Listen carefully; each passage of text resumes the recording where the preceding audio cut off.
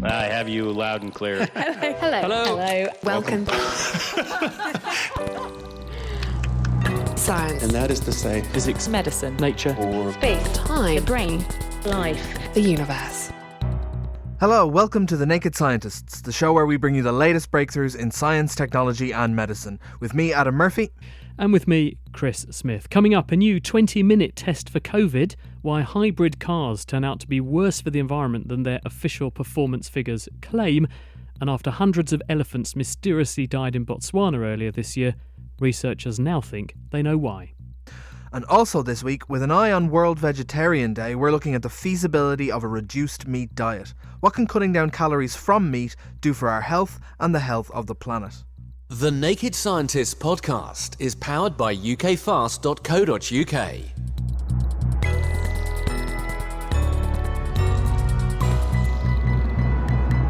Recently, Boris Johnson announced an ambitious plan which he dubbed his moonshot to test our way out of the current COVID crisis and back to normality.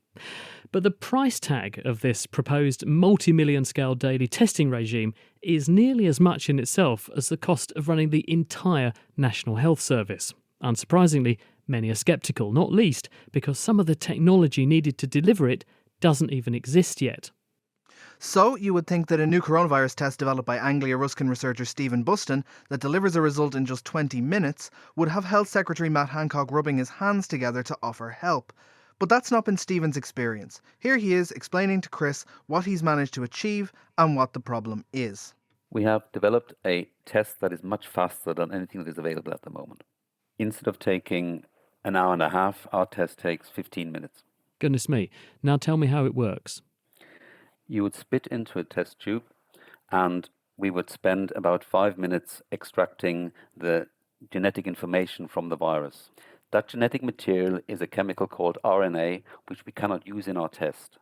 We therefore have to convert it into a second chemical, which is DNA. That DNA is then put into our test, which is a PCR-based test, and it copies the DNA copy that we have made several million-fold, which we then can detect using sensitive instrumentation.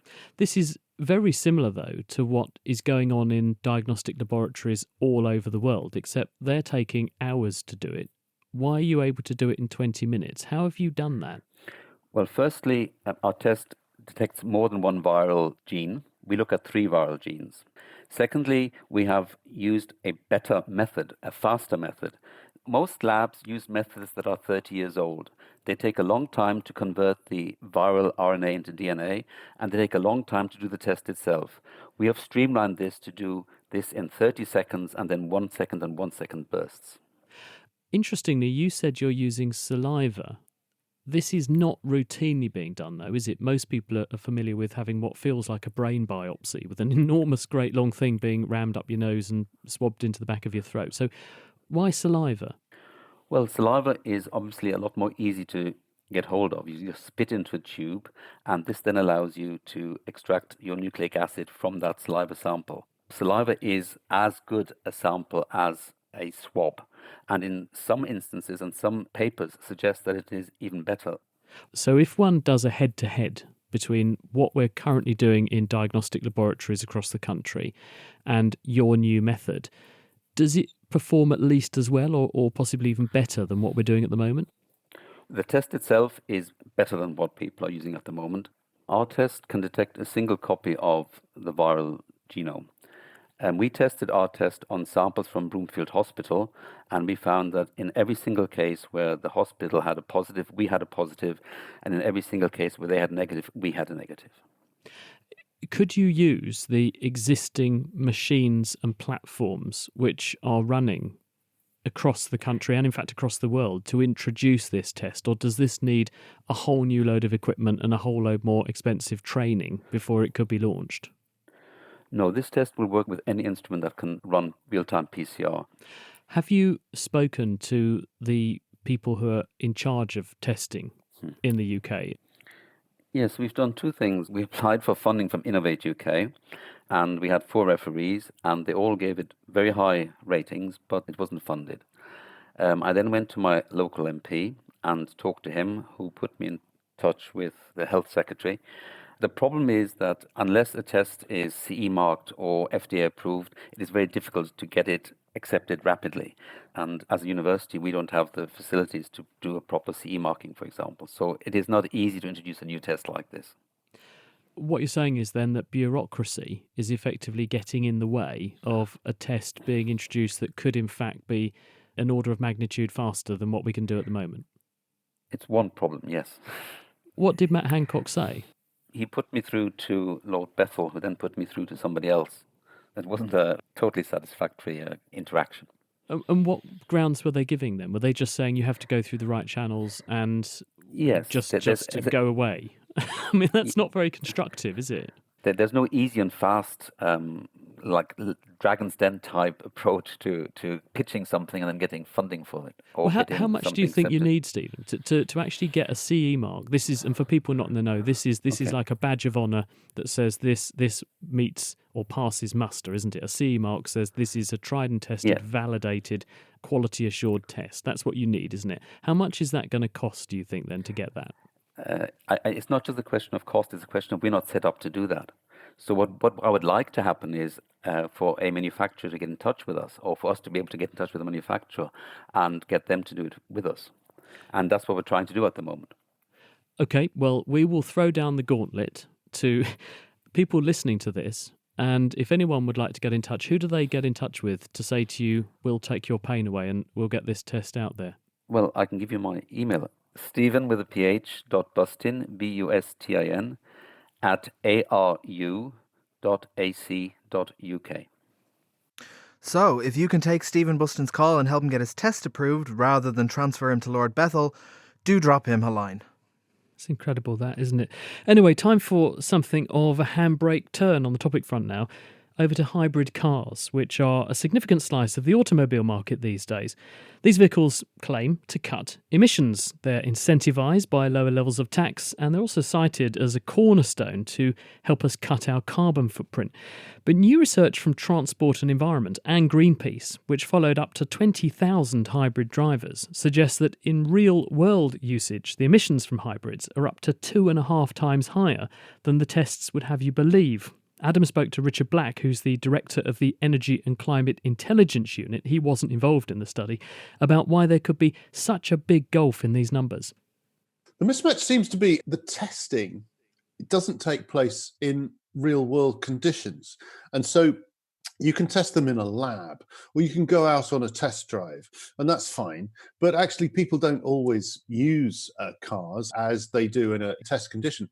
And I remember there was actually a study out a couple of years ago in the UK, which looked at the behaviour of company car hybrid drivers. So people who'd been given a company car that was a hybrid. And what they found was that a lot of those drivers weren't actually using the electric component of this at all. They were simply driving around using the petrol engine. And if you do this, your emissions are not going to be lower than they would be from just having the petrol or engine itself. In fact, they might actually be higher because you're lugging around, a big battery and so on that you're not using. It's just extra weight. So what happens then, just for a bit of background, in those kind of testing conditions that makes them so different from how the real world is?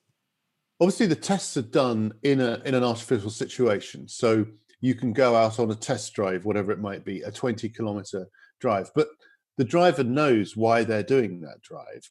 Sometimes the motor industry conducts tests in the laboratory where the cars are mounted up on rollers and you fit a hose over the exhaust pipe and you catch emissions there. But again, your driving behavior will be changed by the fact that you know that you're in a test. What's also emerged a few years ago when we had the so-called Dieselgate scandal was that at times the testing labs, they seem to have an slightly unhealthy relationship with some of the car companies. Now, I don't know if that's the case in this instance with the hybrid tests, but that's something that I say it is there in the history of motor manufacturing in Europe. So I think the main reason is, though, the behavioural one. We all know, for example, when we jump in a car, we know that the emissions are going to be highest when the engine's cold and we should sort of warm it up. We don't always do that because sometimes we're in a hurry. We don't always drive, as the old driving instructors used to say, as though there's an eggshell between your right foot and the accelerator pedal to conserve gas. We accelerate sharply, we brake sharply, we do all these things. So that's why this real world data, I think, is so interesting. Would you be able to tell me a little about the new policy decisions? The hybrids question matters in the context of a policy that the British government is expected to make in the next couple of months, which will be basically a ban on the sale of new petrol and diesel engine cars. It's going to set a date when that ban will come in. The date could be as early as 2030. It could be as late as 2035. And basically, the main reason from climate change terms for doing this is because transport emissions in the UK haven't been falling. This is an obvious way to do it. It's an absolute no-brainer if you want to get to the net zero target. There are calculations also suggesting it would be good for UK GDP. There's a whole range of businesses that are behind this. So one of the questions is then, do you include hybrids in this ban? And the government has been subject to intense lobbying from parts of the UK automotive industry which make hybrids and have invested heavily in hybrid drivetrains to say that hybrids should be allowed. But obviously what this new research does is to say, well, hang on a moment, if hybrids aren't actually much cleaner in real life than normal petrol or diesel cars, why would you allow them to continue to be sold after this ban comes in? Why wouldn't you go straight for pure electric cars and pure hydrogen powered cars as well? So that's why I think this finding, coming as it is particularly important, because it does very much play into the logic of this decision that the UK government is expected to announce in the next couple of months or so. Fascinating stuff. Well, my next car is going to be an electric, that's for sure. Thanks very much to Richard Black.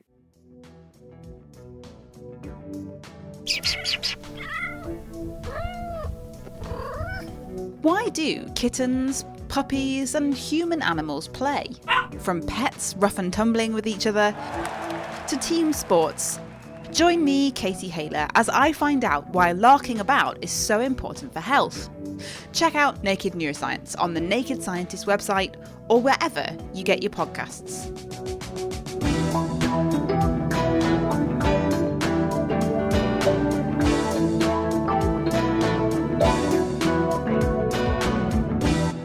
Still to come, we learn what mysteriously wiped out hundreds of elephants in Botswana, and 94% of us are meat eaters. So what would be the benefits of more plants in our diet?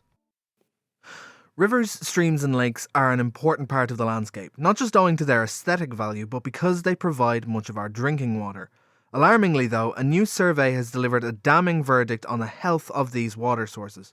Eva Higginbottom.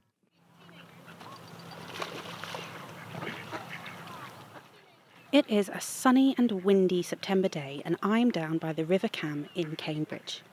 There are a lot of very excited ducks, some swans, even a baby swan, well, a teenager really, and of course the river itself. Even with summer coming to an end here in the UK, there are still a lot of people on the riverbank. And in high summer, the riverside is a popular spot for picnics, punting and even swimming. But despite this idyllic scene, a recent report by the Environment Agency revealed that there is more going on below the surface, and it's not good news. Earlier, I spoke with Janina Gray from Salmon and Trout Conservation to understand what's going on.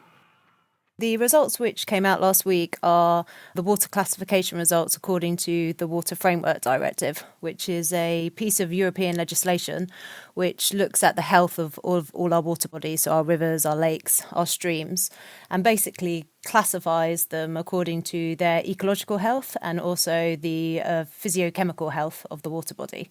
And clearly the results last week were not very good. All of our water bodies were failing good status, and that's because all failed for chemicals and only 14% were healthy according to their ecological attributes. And that's things like the fish, the plant communities within the rivers. That just seems to be an incredibly poor score. Where do these chemicals come from?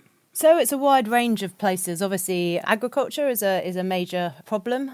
So farmers will spray pesticides on their land to obviously kill bugs, and they'll spray phosphates, fertilizers, basically to help the plants grow. And if this is washed off via rainfall into the rivers, that's when it starts causing big problems.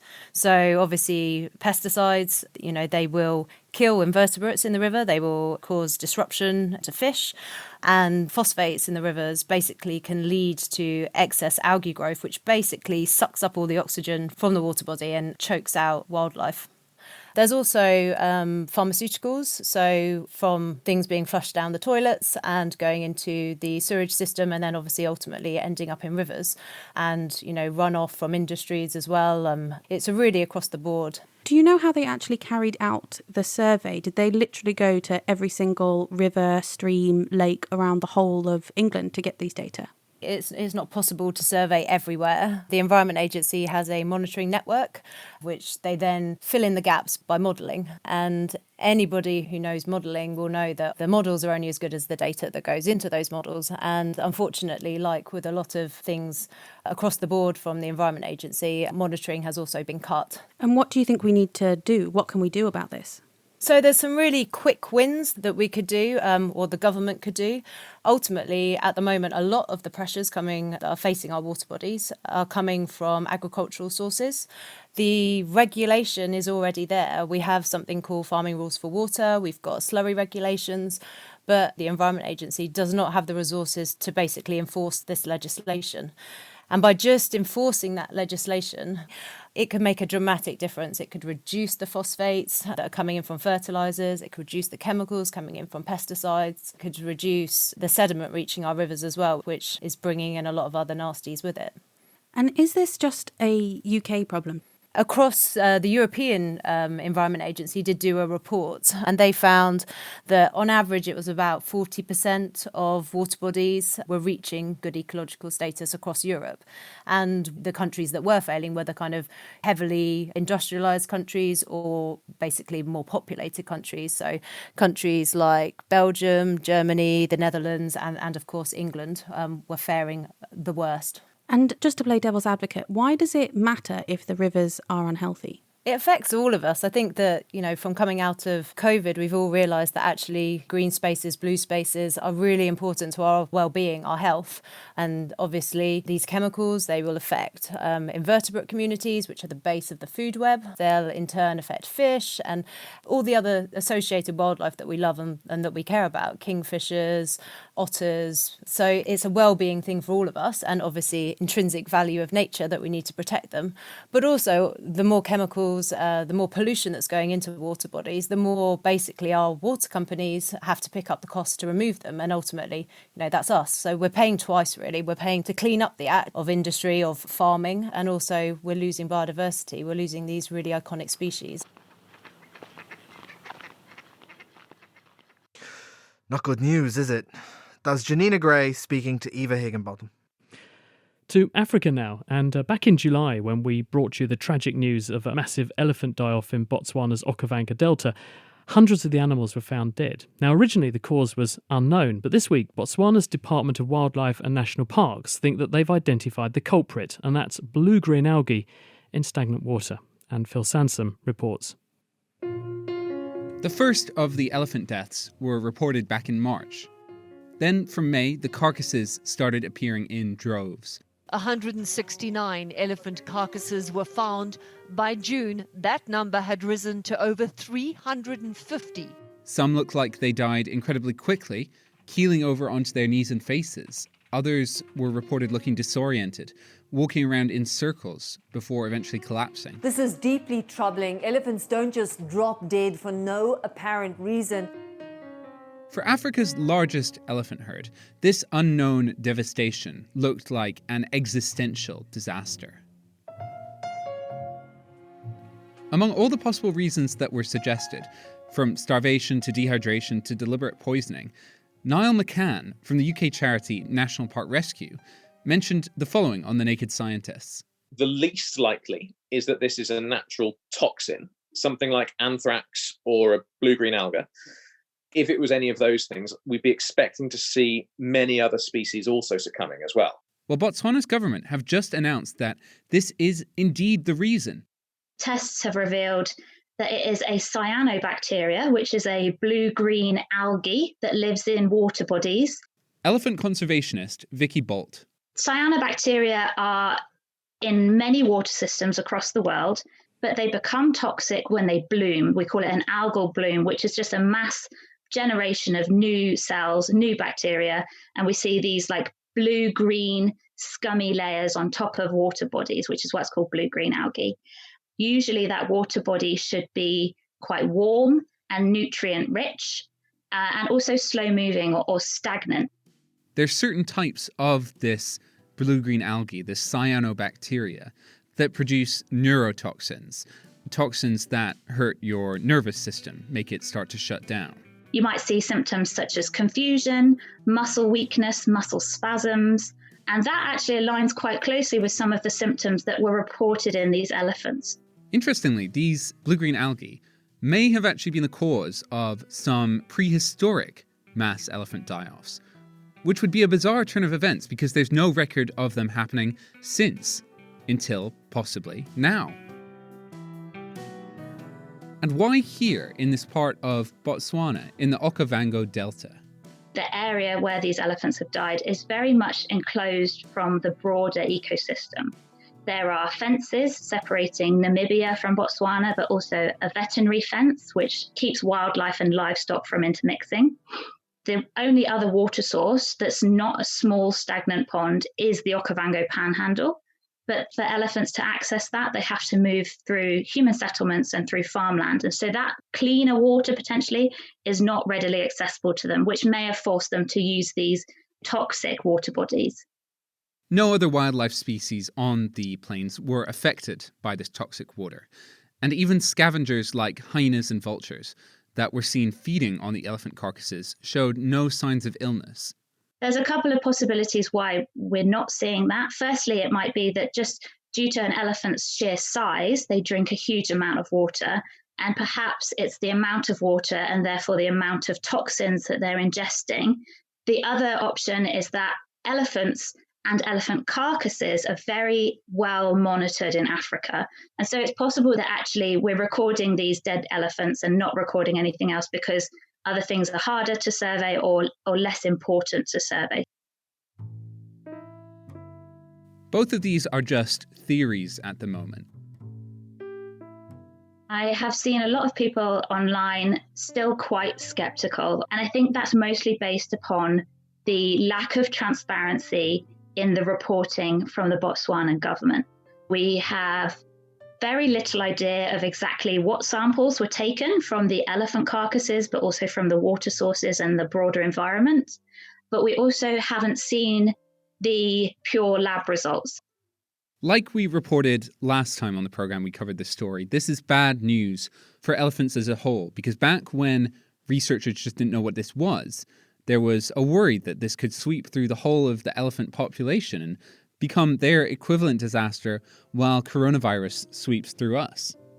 If it is the blue-green algae, though, then we might hope that this is a limited area not going to happen now that the temperatures are going down. But if this indeed is something that happened this summer because of warmer temperatures, then who's to say it won't happen next summer or the summer after that? It might be that we've seen the perfect climatic conditions for causing these blooms, potentially a worry as we're moving into a warming world and a climate change. We might start to see some of these algal blooms happening more often. Vicky Bolt there. And if there are any further developments in the investigation, we will be sure to update you. And for more from The Naked Scientists, why not head over to our website? That's nakedscientist.com. You can also follow us on social media. We're at Naked Scientists in most places. And we'd love it if you'd leave us a review wherever you get your podcasts. And if you'd like to find out more about the news stories we've been discussing, the links to each of the reference papers are on our website at nakedscientist.com, along with transcripts of each interview for every Naked Scientist show we make. The Naked Scientists podcast is produced in association with Spitfire, cost-effective voice, internet and IP engineering services for UK businesses. Find out how Spitfire can empower your company at spitfire.co.uk. Music in the programme is sponsored by Epidemic Sound, perfect music for your audio and video productions. Surveys suggest that about 6% of people in countries like the UK are vegetarian. Here, that means about 3 million people. But looking at it the other way, I'm one of the 94% of us that chooses to eat meat. But why is that? Well, it turns out it's probably a behavioural thing that's programmed into us by our lifestyles from birth, as Adam has been finding out. Vegetarianism is on the rise, but even so, it's still the minority position. Vegetarians and vegans have plenty of moral arguments, saying things like animals not being ours to use. And as someone who does eat meat, I find those moral arguments hard to dispute, to be honest. But why is meat eating so ingrained in our culture? I spoke to sociologist Kate Stewart from Nottingham Trent University. It's something that we do 3 times a day or more. We eat together as part of our family units, as part of our friendship units.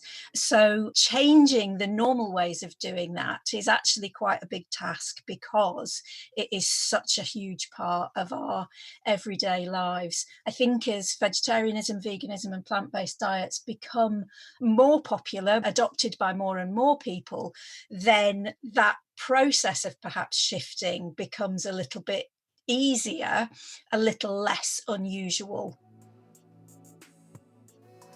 That makes meat eating the default, and the default is easy to maintain. But how are animals presented in society to reinforce that default? I think that there's lots of ideas that we have about being special and different and separate from the natural world, if you like, that a way in which we identify ourselves as a species as being important and special is through our sense of dominance, ownership, use of the natural resources on the planet that we live on. This idea that everything else on the planet is there for us to use and for us to use in order to sustain and enjoy our lives as members of the human species. So from infancy, we see messaging about the normality of using animal products right from the beginning. I mean, if you think about the absurdity of infant milk formula brands referencing cows, the idea that this replacement for human milk is already being subtly messaged as something that comes from another species and the appropriateness of that. If you look at children's food packaging, mostly canned baby food is rice and vegetables mashed up. You look at the pictures on the front and the description of the meals, it's shepherd's pie, it's mum's roast, you know, it has all of that traditional narrative to it about what a meal is and favouring the meat part, the animal product part, when in fact, if you looked at the ingredient list, that's really not what's in the jar at all. It's mashed up vegetables and rice with maybe a bit of other things for flavouring. So the messaging comes through right from the beginning of life, and then we see it reinforced through how other animals are represented in toys, in games, in film and television, on clothing even. We see this organisation of different species into their appropriate uses to us as humans. Some people look down on vegetarians and vegans. There's that old joke, how do you find the vegan? Don't worry, they'll tell you. But where does that attitude come from? I think it's because people see it as being some sort of moral or ethical comment. And it seems to suggest people who aren't vegetarian or vegan feel that vegetarians and vegans are making some kind of suggestion that non-vegans, non-vegetarians have failed morally. It's some sort of ethical shortfall, that they failed to act on a moral issue. They failed to do something that vegetarians and vegans have done on an issue of morals. So that prompts all kinds of responses. It can prompt a defensive defensiveness. So you speak to any vegan, they will tell you how common it is for non-vegans to account for their moderate consumption of other animals quite enthusiastically. So that's one common response. But then also quite common is that angry defensiveness turns round as an attack because it's a response to feeling that their own moral thoroughness is being questioned. Kate Stewart there. But is a plant-based diet better or worse for us than a meat-based one? And indeed, does it need to be an all or a nothing thing? Do we actually need to choose, or would a shift towards a more plant-based diet for at least some of our meals be a good compromise? Well, Shireen Kassam is a consultant haematologist. She's also with the University of Winchester, and she's got an interest in the management of chronic diseases using plant-based diets. Shireen, before we get into that, what do you personally eat? What sort of diet do you subscribe to? I eat a 100% plant-based diet, so other people would call that a vegan diet. Okay, I just wanted to put that on the table, excuse the pun, because that way people kind of understand where we're coming from. Now, in what ways do you believe that eating a plant-based diet is better for a person than a meat-dominated diet? Yeah, well, the science is clear on this. The greater your shift towards a plant-based diet, minimising animal foods and processed foods, the healthier you are, and that's healthier body weight and significantly reduced risk of cardiovascular diseases, type 2 diabetes and certain cancers. And more it's clear that those same risk factors are leading to dementia in later life, and if we got away from our conventional meat-based diet, there would be less incidence of dementia in our society too. So is that the case then, that if one looks at populations, such as in parts of Asia where meat-based diets are rare, that you see a correspondingly low rate of dementia and a correspondingly low rate of things like diabetes, high blood pressure, stroke and heart attack? For sure, if we look around the world where people are living the longest and the healthiest lives, and these regions in the world are called the blue zones, people are eating predominantly plant-based diets, 85 to 90% plant-based. And when scientific studies have been done looking at the difference in their health outcomes for omnivores versus pescatarians, vegetarians, vegans, a stepwise reduction in the amount of animal foods you're eating, the better the health outcomes. Yep, so the science is absolutely clear on this. But if someone says, well, actually, I quite like eating meat, and I mean, I'm one of them, you'd have to really twist my arm very hard up my back to dissuade me from occasionally frying up a rasher of bacon. It's just something I really enjoy doing from time to time. Would, nevertheless, a substitution of some plant-based foodstuffs in place of a meat dish still translate into a health benefit? I don't have to go the whole hog. That's probably a bad choice of words, isn't it? I don't have to go all the way in order to get some health benefit. No, absolutely. You don't have to be 100% plant-based, but I would like to be clear that you can be perfectly healthy eating a 100% plant-based diet. So it comes down to a choice that we can all make. But any shift towards a plant-based diet is going to be better as long as it's coming from healthy sources of whole plant foods, fruits, vegetables, whole grains, not the processed plant-based foods that are becoming increasingly available. And if you are going to choose your meat, I really would persuade you not to eat a processed meat like bacon, because it is a group 1 carcinogen. It causes cancer, so make a better choice. Whoops. Okay, well, that's that off the menu then. But just coming back to the question of being healthier, because one does hear horror stories where you get people who say, well, I'm going to turn over a new dietary leaf and I'm going to go down the plant-based diet route. I'm going to eschew meat. And then they wind up in their doctor's surgery with raging anemia because they're not getting enough iron. They can also get other micronutrient deficiencies. So is that just poor eating habits because they have embraced the lifestyle without knowing what they're doing? Or is there a high risk that this can happen to anybody? Well, I think it can happen to anyone on any diet pattern. And as a haematologist, I see plenty of people with iron deficiency. And as you've already pointed out, 94% of the population are not vegan or vegetarian. Your risk of anemia is no greater on a vegan or vegetarian diet.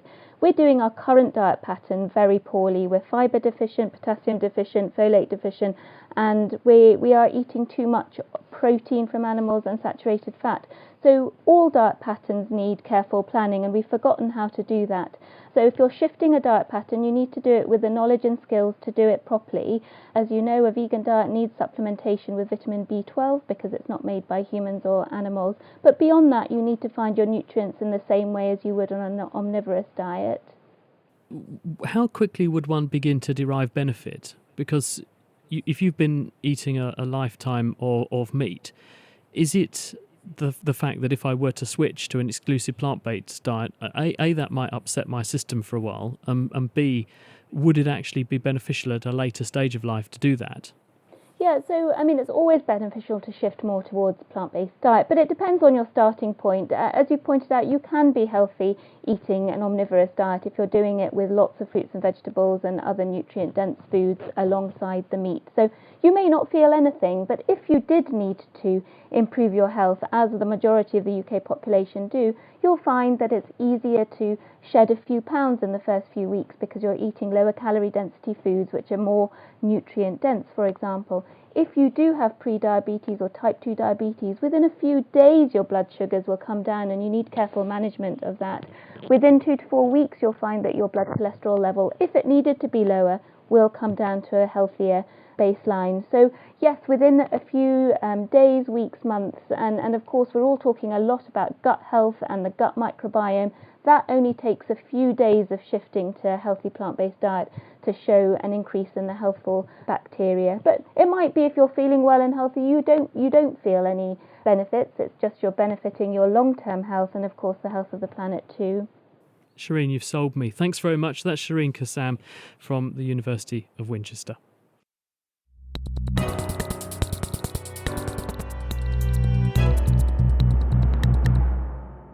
This week, we're looking at vegetarianism, and so far we've considered some of the health benefits of adopting a diet that's richer in plant-based constituents.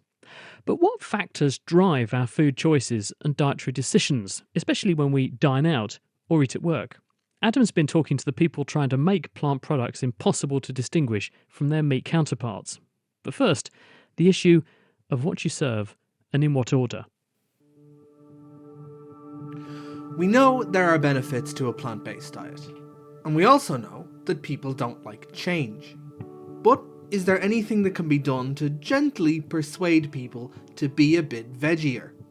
Emma Garrett from the University of Cambridge looked at one approach in the university's cafeterias. We found that increasing vegetarian availability in cafes, so instead of 1 out of 4 options being vegetarian, it's 2 out of 4, increased vegetarian sales. And not just in people who are more likely to pick a vegetarian option anyway, but even in the most carnivorous diners, they also became more likely to pick a vegetarian option. It seems that just providing people with more vegetarian and plant-based alternatives really helps to shift diets. Another set of studies we did, we wondered, how does the position of meals in cafeterias, how does that influence sales?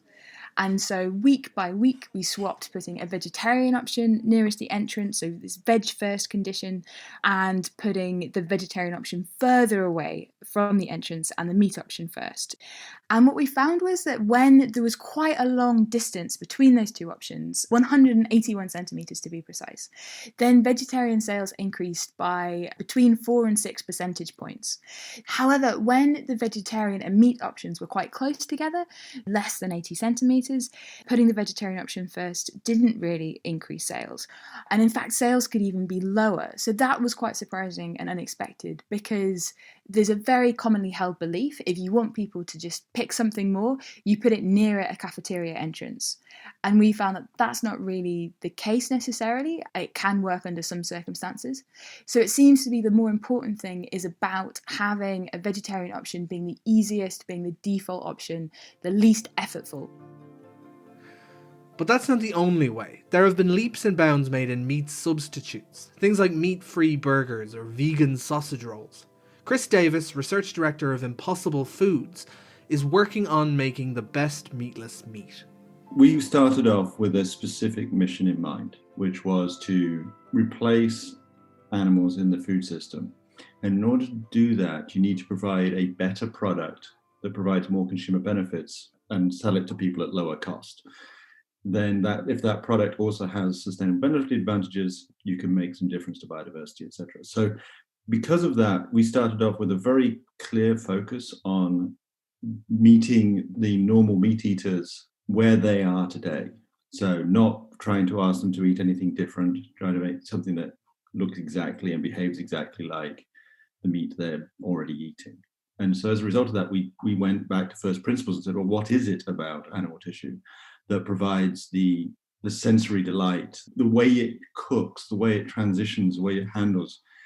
All of those things are important to the social glue that meat provides in a lot of ways. And so what we had to do was basically go back to first principles and identify the molecular ingredients that enabled us to replicate that. And I think that's just a very different approach than any of the previous companies have tried in this field. So let's start with the sizzle. The sizzle of cooking meat, if you think about what it's critical to your enjoyment of meat, but it really is nothing to do with the animal. But it's really to do with the way that the fat and the water leaks from the meat and when you cook it.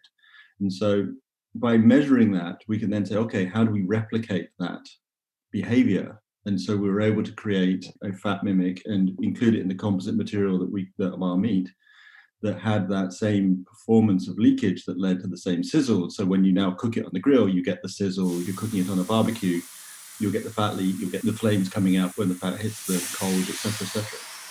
And it's all driven by our fundamental understanding of how sizzle works. And basically, we've done that all the way through meat. And what is Chris's admittedly biased opinion about the importance of meat alternatives like the ones from Impossible Foods?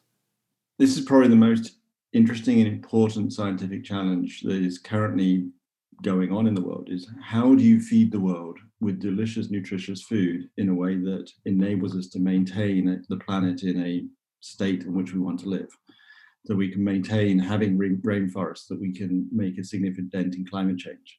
People underestimate how important the food system is to our impact upon the planet.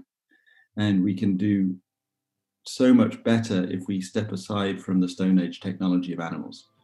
You know, eating animals made sense as a pre-agricultural society, but from just a straight up efficiency perspective and our ability to feed the 9 billion people or so we'll have on the planet in a few years' time, we need a better way to feed people.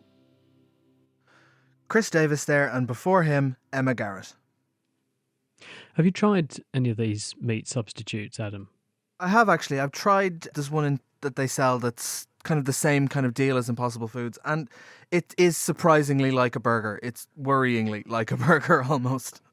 Yeah, just Eva Higginbotham, who works with us, I think she was saying the other day that someone presented her with 2 sausages. One was the real deal, full of pork, and the other one was one of these meat substitutes, and she said she couldn't tell the difference. So that, I mean, that's a kind of good sign. I think I shall have to perhaps bite the bullet as well as the sausage. Well, let's zoom out a bit now. As Chris Davis was just mentioning to us, it's not just our health that can be improved by a shift towards a more plant-based diet. The planet can benefit as well. And with us to explain how is University of Manchester physicist Sarah Bridle. She's also the author of the book Food and Climate Change Without the Hot Air, and it's lovely to have her on the programme. Sarah, tell us first of all, what proportion of the climate change gases that we emit in a year is food the contributor or source of? Well, in terms of all the cutting down forests to be able to do agriculture on the land, and then animals and fertiliser on the fields and so on, and all the packaging and transport and everything, adds up to about a quarter of all greenhouse gas emissions currently coming from food. And that's increasing as there are more people eating more climate unfriendly foods. And what fraction of that quarter is meat? It's about a half of that is coming from meat, depending on how you add it up. But yeah, it's half or more. And why is meat so high? Because you think, well, meat, we're going to eat that. So why would meat contribute so many climate change gases? Well, fundamentally, we have to grow a lot of food to feed to animals. So it takes about 16 times as much land to produce animal-based foods as it does to produce plant-based foods.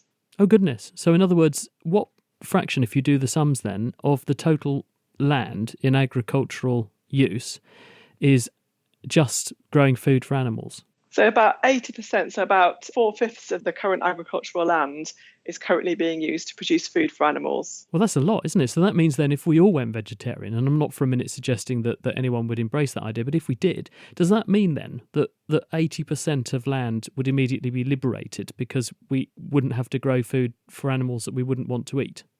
Very nearly, yeah. I mean, we'd have to grow a little bit more plants just to make up for the calories and nutrition we'd lose from the meat. But even then, 75% of the agricultural land would then be freed up. And we could use it for other things, like maybe forests, for example, are pulling carbon dioxide out of the atmosphere. And that itself would also help to combat climate change. But you pointed at this when we first began to talk just now, when you said, well, actually, the human population, although it's only a quarter of our contributions, the human population is growing, so that quarter is growing as well, isn't it? So it's continuing as the human population grows to get bigger and bigger and bigger as a contributor. So even if we did all go vegetarian, we'd still end up with food production being a very significant source of climate change gases. Absolutely. I mean, we have to do something about the 3/4, the rest of it.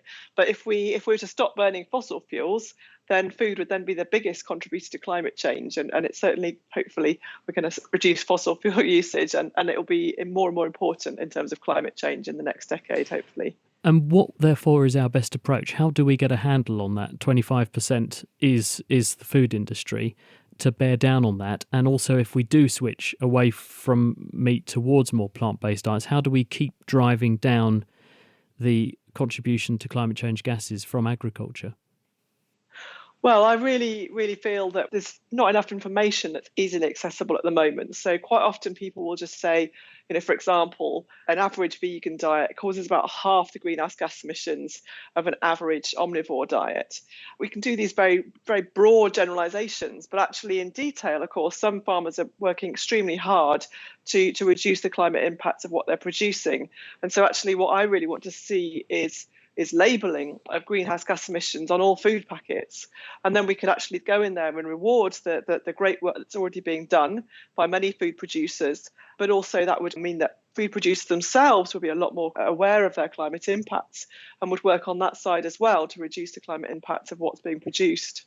Are all meats equivalently evil, or are some worse than others? In terms of climate impact, big difference between different types of meat. So if we look at something like beef and lamb, then they come from ruminants. They've got a particular type of stomach, and about 5% of the calories eaten by a cow are burped, very important, that not farted out, as methane. And so that's a very potent greenhouse gas. And so they tend to be over 40 times the amount of climate impacts. So if you get 40 times as much greenhouse gas emissions from eating a piece of beef, then the weight of that beef, it's relatively high compared to something like, say, chicken, which is closer to 10 times. So there's about a factor of 4 difference between something like chicken and something like beef, if not more. How does dairy fit into the equation then? Because obviously you've got to keep a cow to have milk, and therefore another staple of often many vegetarian diets is cheese, for example, which comes from milk. So how do the equations break down and shake down for the dairy industry? Yeah, so that's absolutely true. And in fact, if you were to look at something like cheese, then it actually, on average, causes more greenhouse gas emissions than chicken. So if you were a meat eater who ate only chicken and you replaced all of that chicken with cheese, it would actually be, on average, worse for the climate. Hence, you're saying that's why we need the labelling. Absolutely. And it's just not so well known that there's these big differences. And it's simple to say, well, I'll just start eating lots of fruits and vegetables, but a lot of that stuff doesn't grow in this country. So when one factors in the carbon footprint of transport, how does that affect things? And would that be reflected in the label on the supermarket shelf? I would say that would be difficult, wouldn't it? Because how would the supermarket know that I'm going to drive to the supermarket to buy that apple or something and therefore add my carbon footprint to it? Or would we just have to live with the fact that extra carbon costs are necessary? There's lots of different ways of doing the climate labelling. For example, often people don't count the consumer, what we do as citizens within that number. So you might not necessarily have your car journey to the supermarket, but inside that label should definitely be all the transport that's happened to get that food to the supermarket. It very much depends on how that food has been transported. If the same piece of food were to come by ship versus by air, then flying it by air causes 100 times more climate impact than sending it by boat. So as consumers, we don't usually know when we go to the supermarket which things have come by air or by boat. And so it's very difficult to know. But if you have something that's come by air, then it starts to get climate impacts comparable to those of some of the lower impact meats and animal products. Sarah, thank you. We must leave it there. That's Sarah Bridle. Thanks to our other guests this week, of course, Kate Stewart, Shireen Kassam, Emma Garrett and Chris Davis. So has that convinced you to shift towards a more plant-dominated diet? Well, I'm going to give it a go, and I would welcome any advice or recipes that a veggie virgin like me could easily embrace. Do send them in, chris@thenakedscientist.com. And finally, we've just got time for Question of the Week. And this week, Phil Sansom has really worked in his sweat in his efforts to answer listener Margaret. Why? I can work in the yard and be covered in sweat for hours and only stink a little, but reveal one sensitive personal thing to a group of friends and immediately stink to high heaven. I have a rubbish sense of smell, and probably a bad sense of shame too. I've never noticed this. But Margaret has touched on some genuine science, and I have two experts here to explain between them. Angela Ballard from the International Hyperhidrosis Society and University of Cambridge physiologist Christoph Schweening. Here's Angela first. The sweat your body produces when you're on stage, interviewing, or running late is indeed smellier than the sweat produced when you're working in your garden or exercising. Your body has two different kinds of sweat glands. When you get hot exercising, the sweat you produce comes from eccrine sweat glands distributed all over your body. This type of sweat begins after a slight warm-up period and tends to be odorless because it's composed mostly of water. Whilst the liquid contains a natural antimicrobial, it provides the moisture that allows bacteria on your skin and in your clothes to grow, producing a little stink. The amount of stink will depend upon what bacteria are present and the sensitivity of your nose to those smells. But a word of warning, others may detect a stronger smell from you under those conditions because they are not adapted to your smell. Apocrine sweat glands, on the other hand, are found mostly in your underarm area, genital area, and on your feet. These glands produce a thick, viscous fluid that's full of proteins and lipids and respond immediately to stress. No warm-up period required. Now, fresh apocrine sweat doesn't actually smell that bad, but it is more oily than eccrine sweat, and critically, it wets regions that are rich in bacteria and odorants. And when you get embarrassed, the apocrine sweat wets these regions, and all of a sudden the pong is released. And the bacteria that naturally live on the surface of your skin love to feed and grow where there's proteins and lipids. And when you have bacterial growth, you have odor. Your nose, like everyone else's, is sensitive to it because it gets to smell it, if you like, for the first time. But most people would struggle to detect a major stink under these circumstances. Now, it could be that your bacterial population is particularly pongy, or it could just be that your nose is more sensitive than most other people's. Thanks to Christoph and Angela for helping with that answer. Now don't run away, because next week's question comes from listener Charlie. Humans have adrenaline for our fight or flight situation. Do bugs have this too? So can you give Charlie an answer? Email chris@thenakedscientist.com or join in the debate on the forum, thenakedscientists.com/forum. And if you have a question of your own, send that in by email, or there's a simple web form on our site, thenakedscientists.com/question. And that's where we must leave it for this week. Thanks to Adam, who did the legwork and put the programme together. And do be sure to tune in at the same time next week, when we'll be considering one of the facts of life that unfortunately blights existence for some women, damages the education of young girls in some countries, and, many would argue, has attracted an unfair tax treatment on a health essential in some cases. We are talking about the menstrual cycle. The Naked Scientist comes to you from the University of Cambridge's Institute of Continuing Education, and it's supported by Rolls-Royce. Thanks for listening, and until next time, goodbye.